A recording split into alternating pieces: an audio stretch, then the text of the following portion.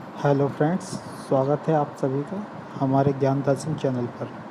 आज आपके लिए लाया हूँ एनसीईआरटी बुक भारतीय चित्रकला का परिचय के चैप्टर 1 पांडुलिपि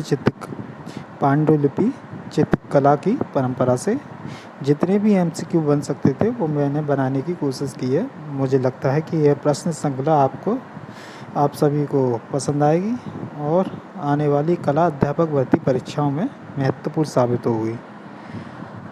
देखिए, जो नए लोग इस वीडियो को देख रहे हैं या हमारे चैनल पर नए लोग आए हैं, वो इस चैनल को सब्सक्राइब करें, लाइक करें और बेल आइकन को प्रेस करें ताकि हमारे चैनल पर जितनी भी नई अपडेट होती हैं आप तक पहुंचती रहें और अन्य लोगों को भी चैनल लिंक या वीडियो लिंक शेयर करते रहें ताकि वो भी इसका फ़ायदा ले सकें। चलिए चलते हैं अपनी प्रश्न श्रृंखला की ओर।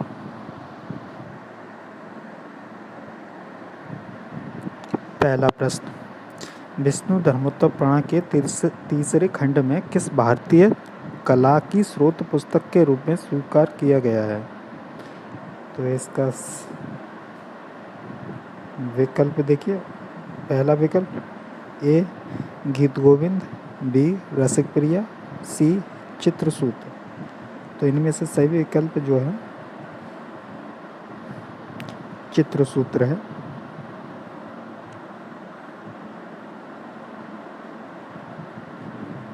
चित्रसूत्र है। देखिए, 5वीं शताब्दी में रचित विष्णु धर्मोत्तर पुराण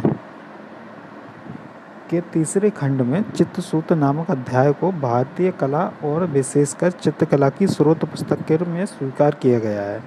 यह अध्याय आकृति बनाने की कला से संबंधित है। ठीक है, अगला प्रश्न देखते हैं।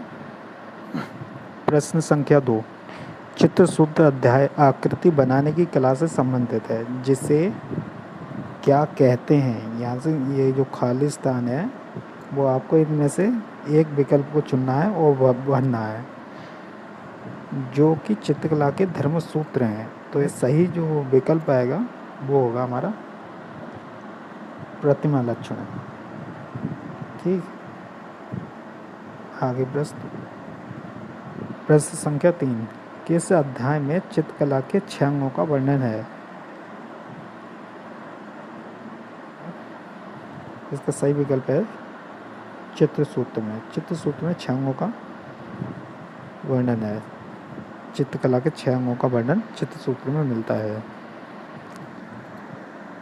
प्रश्न संख्या 4, मध्यकालीन चित्रकला किस नाम से जानी जाती है? मध्यकालीन चित्रकला जो जानी जाती है वो है हमारी लघु चित्रकारी। ठीक। प्रश्न संख्या 5, किस समुदाय के व्यापारी वर्ग ने जैन धर्म के विषयों को संरक्षित किया? तो इसका सही विकल्प है हमारा जैन समुदाय के।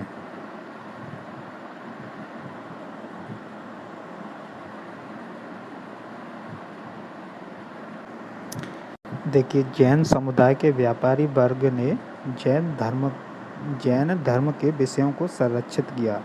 सचित्र पांडुलिपि को मठ के पुस्तकालय में दान करना एक परोपकार, सदाचार व धार्मिक कृत्य माना जाता था। इसलिए ये जो व्यापारी थे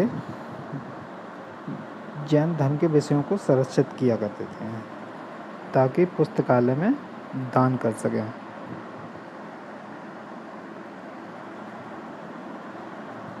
प्रश्न संख्या 6, जैन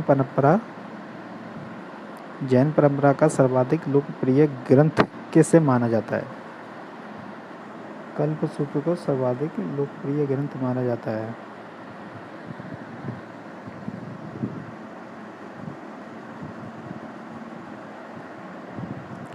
प्रश्न संख्या 7, किस ग्रंथ में 24 तीर्थंकरों के जन्म से लेकर निर्वाण तक की घटनाओं का वर्णन किया गया है? ये 24 तीर्थंकर जो थे उनके जन्म से लेकर निर्वाण तक की घटनाओं का वर्णन जो मिलता है उसको वो मिलता है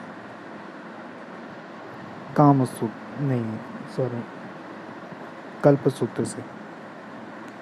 कल्प सूत्र में मिलता है ये।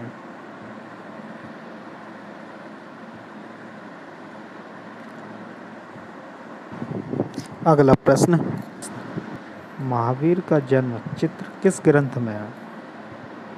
महावीर का जन्म चित्र जो है वो मिलता है कल्प सूत्र में। किसमें? कल्प सूत्र, जो 15वीं शताब्दी में बनाया गया था। 15वीं शताब्दी।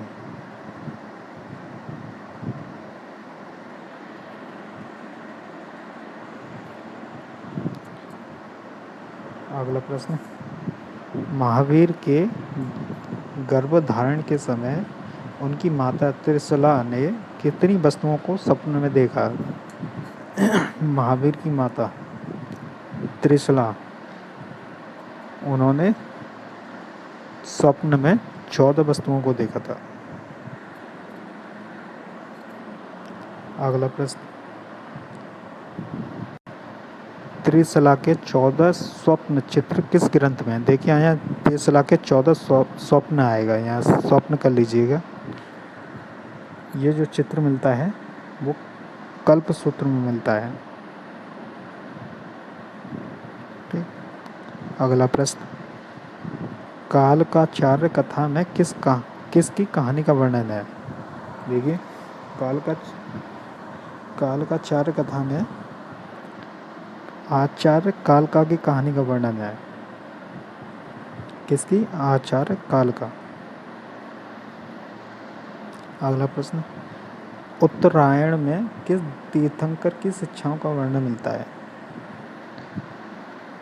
तो उत्तरायण में जो तीर्थंकर की शिक्षाओं का वर्णन मिलता है वो थे महावीर।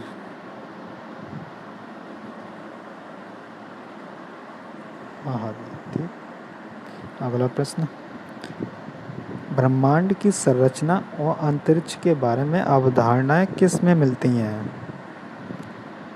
देखिए ब्रह्मांड की संरचना और अंतरिक्ष के बारे में अवधारणा मिलती है वो संग्रहिणी सूत्र में मिलती हैं। संग्रहिणी सूत्र। और संग्रहिणी सूत्र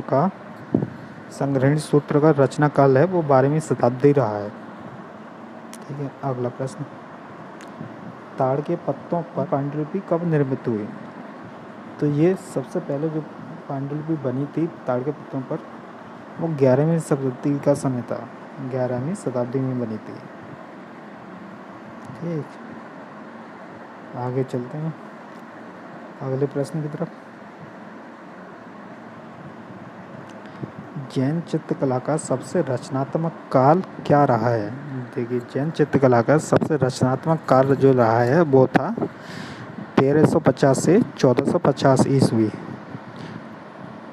लगभग 100 वर्ष रहा है टोटल। 1350 से 1450।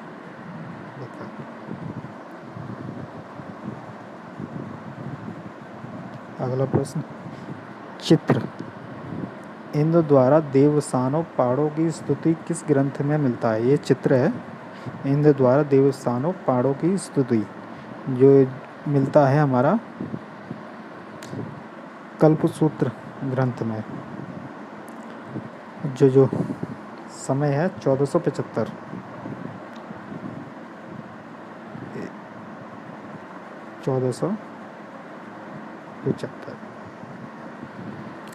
1475 में बनाया गया था। कल्पसूत्र में मिलता है ये और बोस्टन संग्रहालय में संरक्षित है। अगला प्रश्न, स्वदेशी परंपरा और आरंभिक राजस्थानी चित्रकला किस ग्रंथ में देखने को मिलती है? जो ये विशेषता देखने को मिलती है वो चौर पंचाशिका, विल्लड़ के चौर पंचाशिका में मिलती है। 15वीं शताब्दी का है।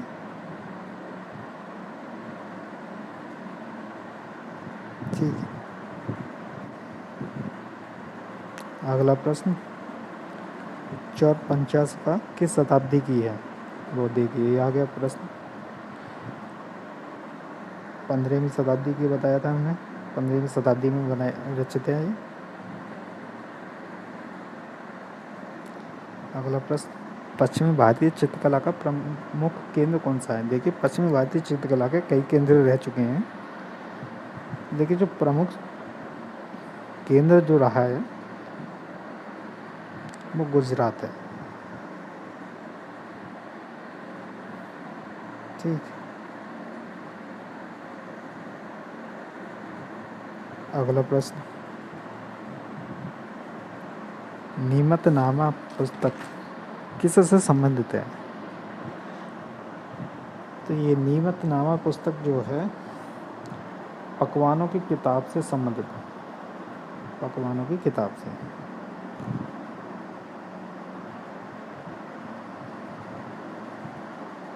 अगला प्रश्न,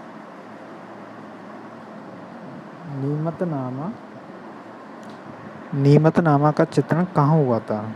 देखिए नीमतनामा का चित्रण जो हुआ था मांडू में हुआ था।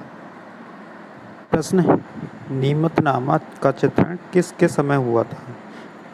देखिए नीमतनामा का चित्रण जो हुआ था वो नासिर शाह खिलजी के समय हुआ था।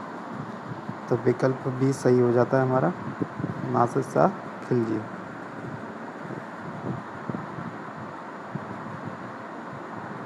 अगला प्रश्न, नीमतनामा को किस सन में चित्रित किया गया था?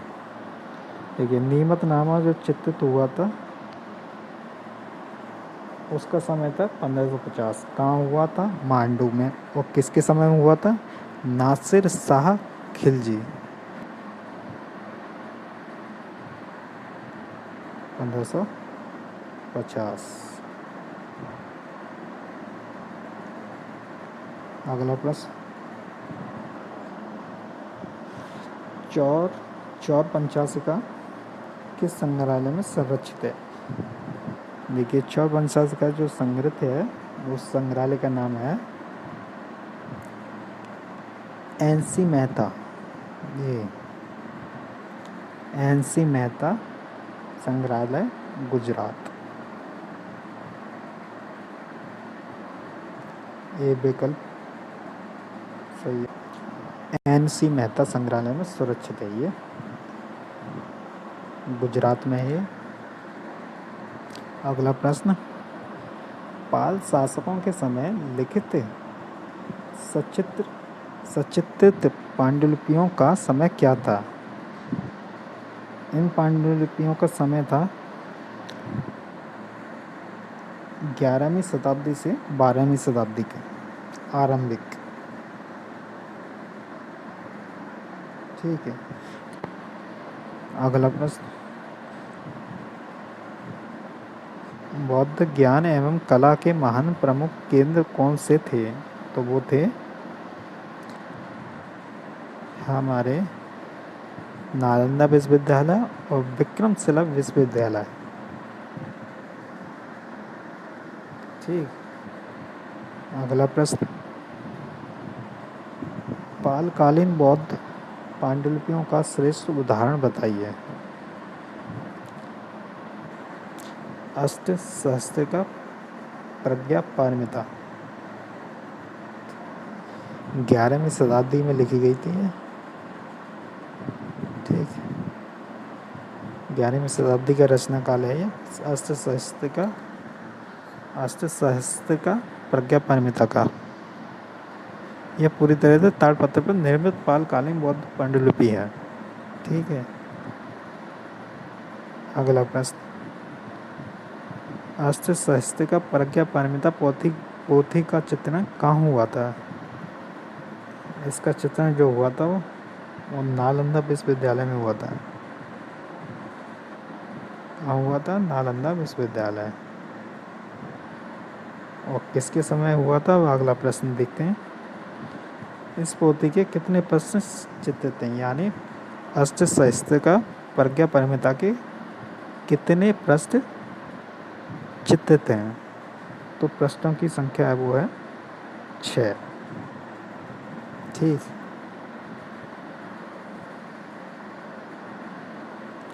अलविदा। अष्टसहस्त्र का प्रज्ञा परमिता का चित्रण किस शासक के समय हुआ था? वो रामपाल थे जिनके समय इसका चित्रण हुआ था।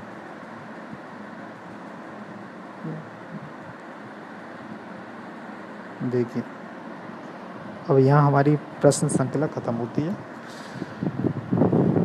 मुझे लगता है आप सभी को ये प्रश्न श्रृंखला अच्छी लगी होगी। ये पूरी तरह से एनसीईआरटी बुक भारतीय चित्रकला का परिचय से बनाए गए प्रश्न हैं। तो आपसे अनुरोध है कि इस चैनल को लाइक करते रहें, वीडियो को लाइक करते रहें और चैनल को सब्सक्राइब करें और आगे तक इस चैनल को शेयर करते रहें। Thank you.